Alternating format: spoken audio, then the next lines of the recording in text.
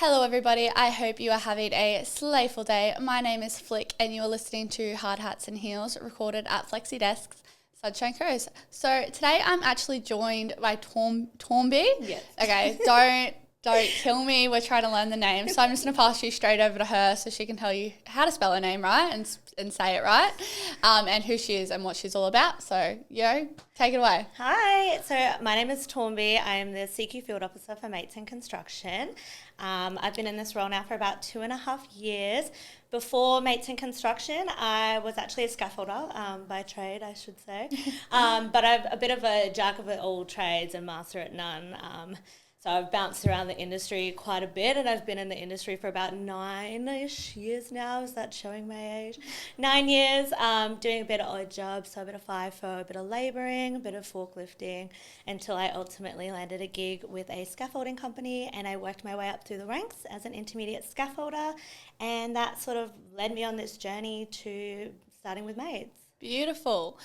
We love to hear it. I also say I'm the jack of all trades, Yes. master on none. I feel like civil construction's that door. So yeah, we love to hear it. Love that you're another woman in the industry, and love that you're talking about mental health. So we're going to jump into our Friday knockoffs. I am going to go first. So guys, I like to try not to be gloat. I like to try and be humble on the podcast, but she's a runner up for another award. Currently, I just got told that I am in the top 3 for the Regional Queensland Training Awards, which is so exciting. I find out in July if I win. I get to go to a ceremony and stuff, which is a bit weird for me because this is probably the best I can dress up, really. But so we'll see. But that's my Friday knockoffs. What do you reckon your Friday knockoff would be? My Friday knockoffs would be, I've just been bounced around the countryside, I should say, because I just came off the back of the Master Builders Roadshow, which is an event that Master Builders hold. So it's really great for the region. It's really great for our stakeholders.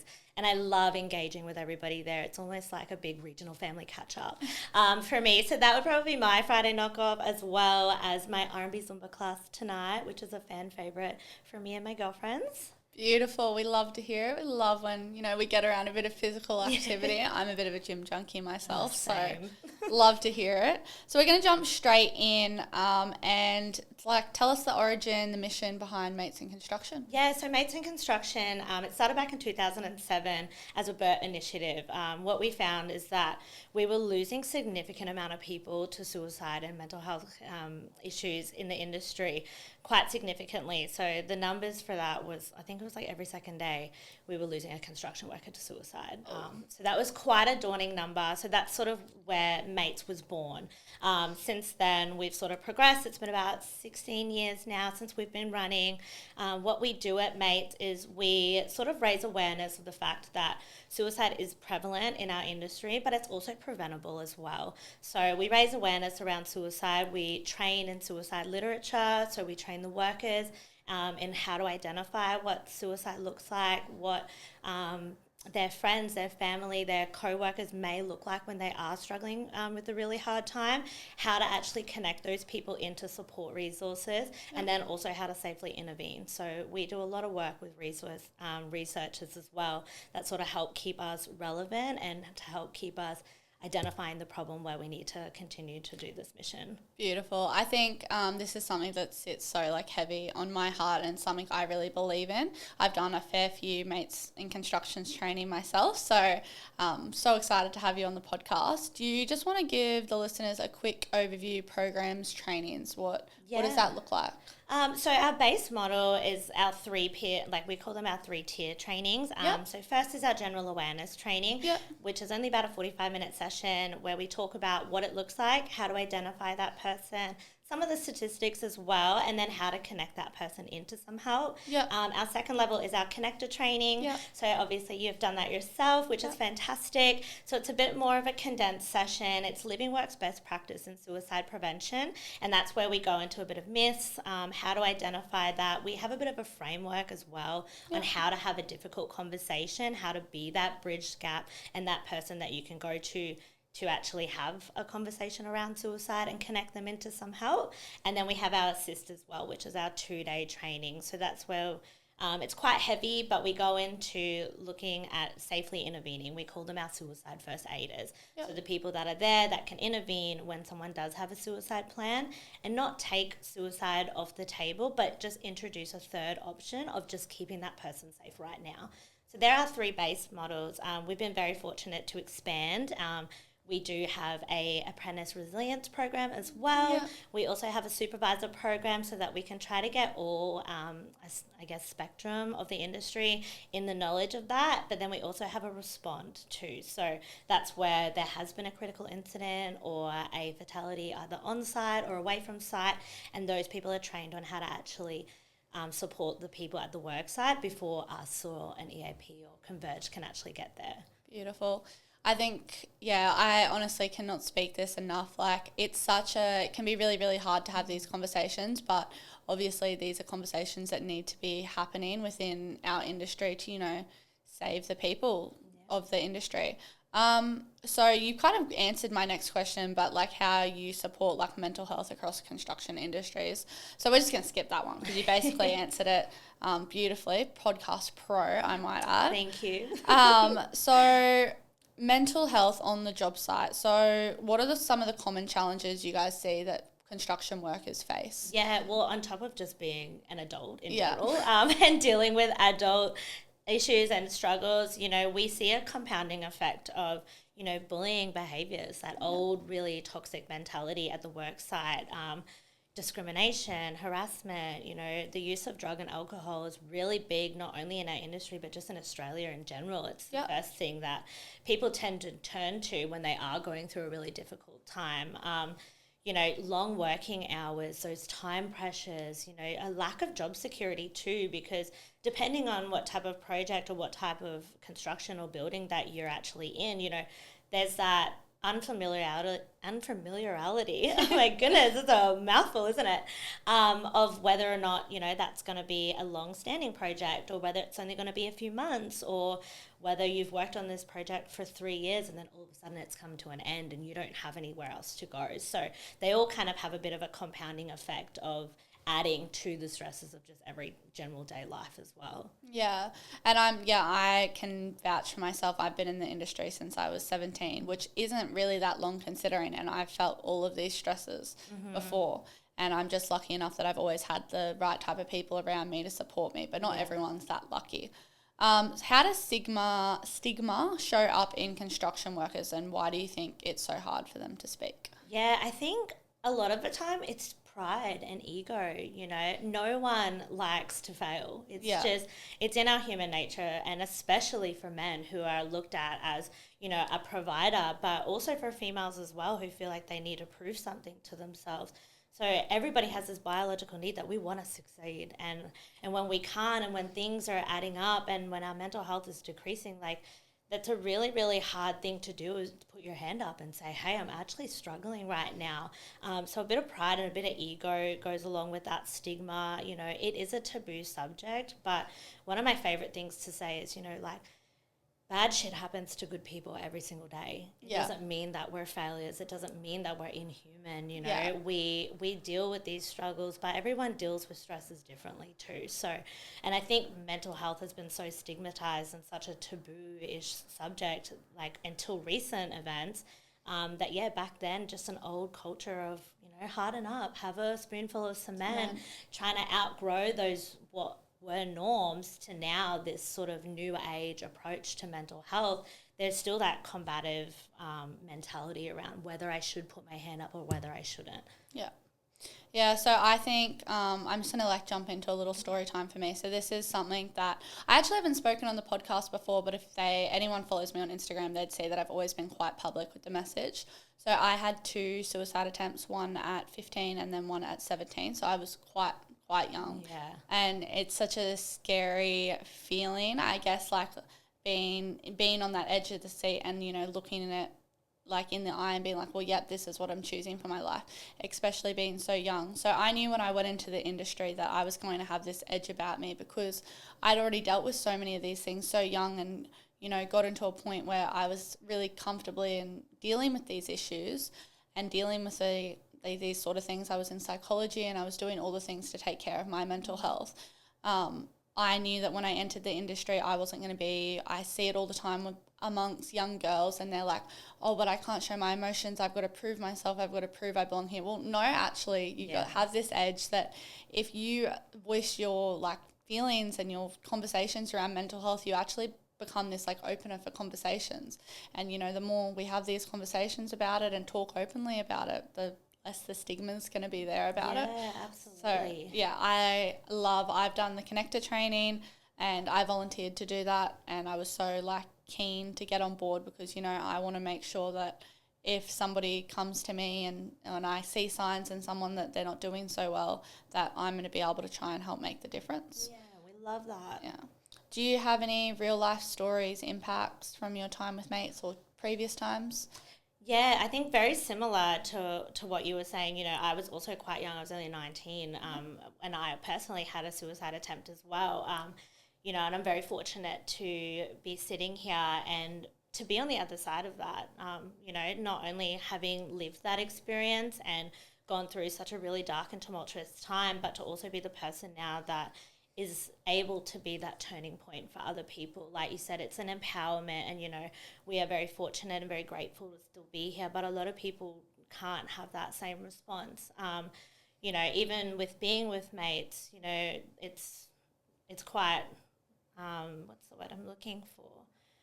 You know, it's almost an everyday thing now where we're having these phone calls and where we're connecting people in and we're connecting them to supports. And it's just been a really empowering journey for myself to sit in this role, to hear of other people that I have trained that have had success stories with people, and myself personally have success stories of, you know, actually saving people's lives and being there and, you know, continuing to support that person until they really find their feet. So that's a really beautiful thing. But it doesn't also mean that we don't have our bad days too. And unfortunately, you know, we still do lose people every single day. And, you know, people have their own agency and they walk their own walks of life. But if we can, you know, provide that awareness and shed more light and knowledge and skills to everybody out there that know what to do with this situation, then the better off our whole industry is going to be.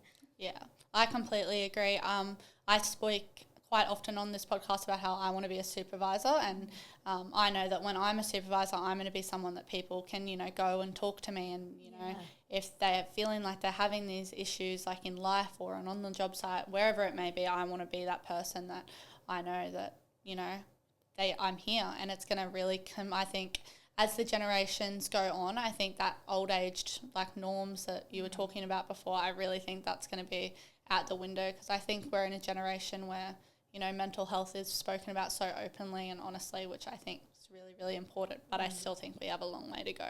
Absolutely. Let's chat on to like your woman in a role challenging the industry. So do you like have a personal, like what's your like personal experience as a woman working in this space? Honestly, it was hard. And I never sugarcoat this for anyone, you know, realistically, it's a hard industry to get into. And it is, it's hot, it's heavy, it's dirty, it's long, it's all the things. And then on top of that, being a female, you know, I've faced my own prejudice. I've faced men that didn't believe that I could be in this industry or that I could work hard, you know, very overlooked a lot of the time for my knowledge and for my skills, or just judged on a face value. You know, I'm not a very tall person. I'm a 4-foot person. And so being a scaffolder, you know, you see the big cuzzy bros and they go, oh man, you've given us this 4-foot female. And, you know, but until I get in and I give it a really hard crack and they're like, oh, actually, wait, this girl's a workhorse. Like she deserves to be here. But yeah, just general sort of prejudice, and, you know, we are more accustomed to bullying and a bit of isolation because we are a bit of a minority in this space. Thankfully, that is changing now and those norms are changing, which is fantastic. But yeah, coming from where I was, you know, it wouldn't have made me the strong, independent, backbone girly that I am if I hadn't sort of been through that. But that definitely doesn't mean that I want anybody else coming into this space to be treated the way that I did, you know. I think, there's definitely a lot of grace that can be had for up-and-coming females in this space. Yeah, and I think it's so important. I, like, relate to that so much. I was 17 and I wasn't, like, going to the gym like I am now. I was, like, did not have any muscle mass behind me, and they were like, what is she doing here? And I'm like, guys, just give me a chance. Just trust me. Just let me have a go. And then, like, I had a go, and it took them, like, a month. And they were all like, oh, no, we love flick. Yes. And I'm like, yeah, see, you just had to give me a go. And, yeah, I do think that does shape me into the person that I am. But, you know, this podcast is all about, you know, creating conversations around women within this industry. And I know that I'm going to pave the way for the next generation of women. And when I become a supervisor, I'm not going to let the boys give the girls that come into the crew a hard time and be like, well, leave them alone. Yeah. Why do you think gender-specific support and representation matters? So I feel like this is something I think about so often, that book, like Women Are From Mars. Yes, Men Are From Venus. Or maybe the other way. Women Are From Venus, Men Are From Mars. Yeah. Yeah. So why do you think it matters? Oh, I think it matters so much. Just to have more females. I think, like, a lot, I don't know about yourself, but even coming up and into the industry, you know, when there was another female, it felt very competitive. And that's not what I wanted at all. I'm a girl's girl through and through, and I want to support my girls in this space because I get it. I get how hard it had been. But yeah, I think just losing that mentality, like, this isn't a competition. Like, we're running the exact same race here, just on different levels, and we should be supporting each other. We should be having those communities within the workplace. We should be having more female speakers. We should be, you know, be represented more within this space so that we can encourage the new generation to come up and in. Like, this industry is booming and it's bustling, and, you know, it's fantastic that they're diversifying it. But yeah, I think definitely there can be more work that can be put into it, you know. I completely agree. We actually have an episode about that coming up, about, like, the fact that when you have two girls within this space on the same crew, it's almost like they're pinned against each other, like, who can work harder. Exactly. And it's like, we're running the same race. This isn't a competition. We're all a team. And yeah, it turns into, like, and I'm the same, a girl through and through. Like, I want to see girls win. But it's so frustrating when you get put in a situation in a workplace and people pin you against the other girls within your company. So yeah, I completely understand where you'll come from. So I love your answer. You kind of already answered this, but looking at it from, like, a mental health leadership role, like, obviously you're in the mental health field. I say, sort of. Yeah, peer support, I guess it would be. Support. Yeah. Do you think that there should be more women within this industry? Do you think more women should be trying to push for it? What are your thoughts on women in that particular? In the mental health space? Oh, definitely. You know, I think all industries can benefit from women, you know. Women in education, like, knowledge is such a powerful thing. You know, and being able to have a resource that you're also comfortable with too, you know, like, I know myself, like, I've been to primarily male therapists, you know, but I think having a woman there to feel more comfortable with would have maybe made those experiences a little bit better. Not that they weren't fantastic, they played their part and they held their own value, but yeah, I think across the board, like, having women in all fields is always going to be a benefit. You know, we are women and we're strong and we can do anything that, you know, that we put our mind to. Yeah, I love hearing that, because it's literally what I preach over and over and over again, that we can do anything we put our minds to. And I was saying yesterday, I went to the Machines Expo in Brisbane and I was talking to a woman there and I said, yeah, I'm not, like, women aren't out here advocating for the fact we don't want men in the industry. We just want to be given the exact same opportunities as them. Yeah. And I think it's so important that women bring such a different, set of, like, a different brain to operations and the way we think of things that men could never think of. So I think every industry there's a place for men and women, and that's what this podcast is trying to promote and push, those old age, you know, mentalities that we don't belong in this industry. Absolutely. Because we belong wherever we want to be. Yeah, it's so funny that you say that, because literally a lot of the job sites that I've been through, like, have quite the heavy machinery on site. They actually say we prefer women operators. And I was like, oh my God, why? Tell me the tea. And they basically said, you know, women are more meticulous. They're easier on the equipment. You know, they plan ahead. Like, we all have a specific niche. And especially in this industry, you know, I wouldn't go and push my girlies in this space who are electricians into scaffolding, because you got to know your limits and you got to know your value and what sort of drives you. Mine is I'm a glutton for punishment, so I love hard physical labor, and that's just something that brings me joy. But finding out where you fit in and having the knowledge to, especially if you're coming up into this space, having the knowledge to what that job requires, what are the skill sets for that, what's going to be required of you every single day, is really, really powerful in helping you actually find your niche and finding what you enjoy. Because if you don't have that enjoyment there, like, you're not going to show up and you're not going to give it 100%.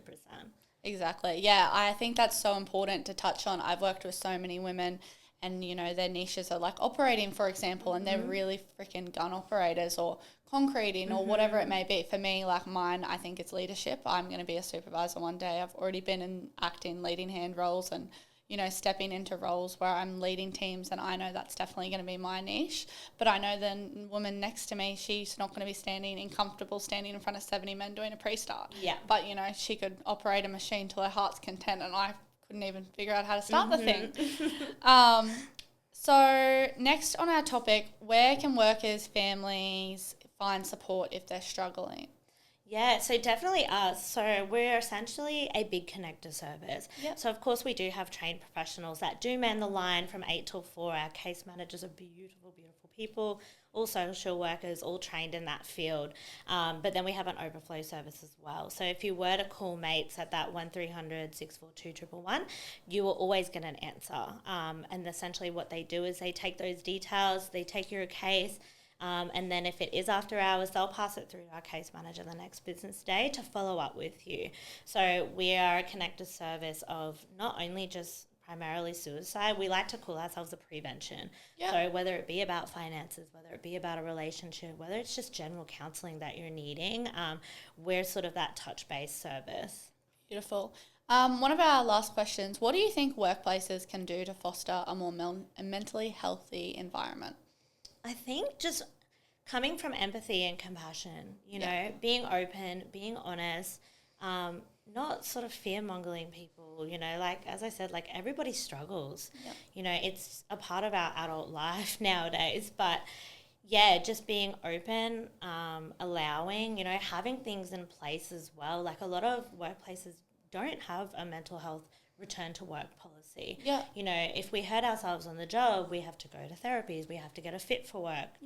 We have all these things in place, but what about a mental crisis? Yeah. What do we have for them? Some of them are paging the way, which is fantastic, but, a mental injury or a mental crisis is just as daunting as a physical one. It's the age-old saying you can't see electricity, but you don't go and touch it, do you? Yeah. And that's kind of what mental health is. It's a danger that you can't see. Yep. So being able to have policies and procedures in place to accompany a person returning back to work or supporting a person who is going through a mental crisis would be so beneficial. Yep. What would be, and I love that, by the way, just an FYI, I think it's so important, and especially like the mental health return to work. Like, I've had injuries on the job site and I've had to go through all those things to return to work. But, what about when our mental health is failing us? And I've spoken about in the podcast before that I've taken days off for mental health, and I've gone to my boss and been like, hey, look, I'm going to be a hazard if I'm out here. So I'm going home where I'm safe and where I'm keeping everyone else safe. What would be your key message to anyone listening? One takeaway from this, what would it be? If you see someone that is going through anything that is a change of their behaviour, if you know that they're going through maybe a bit of a stressful time, just take 10 seconds of courage and check in with them. Conversations really can change lives, and it's not scary, it's not daunting. We're always here to support. We're coming from a place of kindness and love, and we want to support the people around us. So if you notice anyone that is going through a bit of a change, just to check in. Beautiful. Love that. And, you actually did so well. I've had so many people on this podcast and they yap for so long, and you were so good. Thank you. But thanks so much for coming on the podcast and having a chat. Like, it means the world to me. You coming down to, the sunny coast to, talk about this, because it's such an important conversation. But, thank you. No, I appreciate it. Thank you. You're welcome.